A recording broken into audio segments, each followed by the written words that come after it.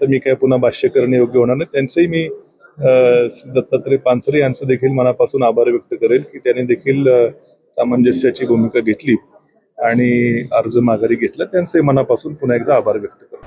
मामांचं phone अभिनंदन. आता मी त्यांना फोन थोड्या वेळाने करेल. त्यांचं काही अजून मला फोन आलेला नाही, तर मी त्यांना फोन करेल. निश्चितपणे या निवडणुकीत ज्या चारही उमेदवारांनी अर्ज भरले होते त्यांचे मनापासून मी आभार व्यक्त करेल की चौघांनी देखील अत्यंत मोठ्या मनानं या निवडणुकीमध्ये माघार घेतली आणि या निवडणुकीत बिनविरोध माझा त्या ठिकाणी विजय झाला. चौघांचेही मी मनापासून आभार व्यक्त करतो.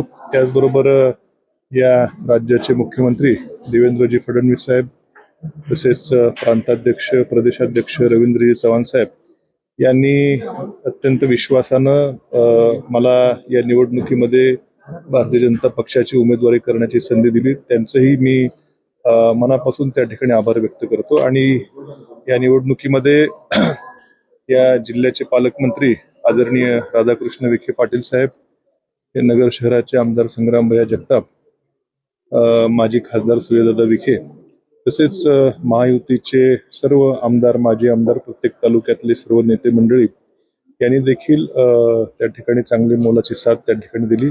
सर्वांचं मनापासून आभार व्यक्त करतो. आणि या नगर जिल्ह्यामधल्या सगळ्या नगरपालिका नगरपंचायती आणि महानगरपालिकेच्या नगरसेवकांना देखील विश्वास या निमित्तानं देऊ इच्छितो की तुमचे आपल्या स्थानिक स्वराज्य संस्थेतले प्रश्न या सभागृहामध्ये निश्चितपणे मांडण्याचा प्रामाणिकपणे प्रयत्न करेल.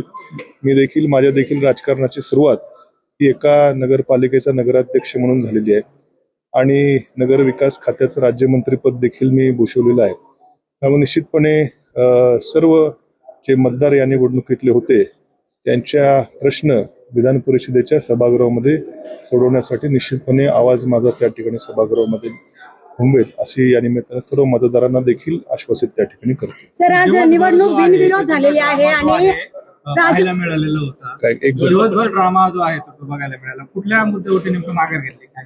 नाही, आता त्यांनी त्यांचं मत त्या ठिकाणी व्यक्त केलेलं आहे, त्यामुळे आता त्याच्यावर मी जास्त भाष्य करू इच्छित नाही. परंतु त्यांचं मत तुम्ही सर्वांनी त्यांचं मत घेतलेलं आहे, त्यामुळे त्याच्यावर तर मी काय पुन्हा भाष्य करणे योग्य होणार नाही. त्यांचंही मी दत्तात्रय पानसरे यांचं देखील मनापासून आभार व्यक्त करेल की त्यांनी देखील सामंजस्याची भूमिका घेतली आणि अर्ज माघारी घेतला. त्यांचंही मनापासून पुन्हा एकदा आभार व्यक्त करतो. निश्चितपणे हे मी मगाशी सांगितल्याप्रमाणे हा फुलांचा नुसतं सुगंध देण्याकरता फुलं नाही येत ही. हे निश्चितपणे सगळ्या आमच्या नगरसेवकांचे प्रश्न मगाशी सांगितल्याप्रमाणे त्यांना न्याय देण्याकरता माझं त्या ठिकाणी काम असणार आहे. मामांचं फोन अभिनंदन.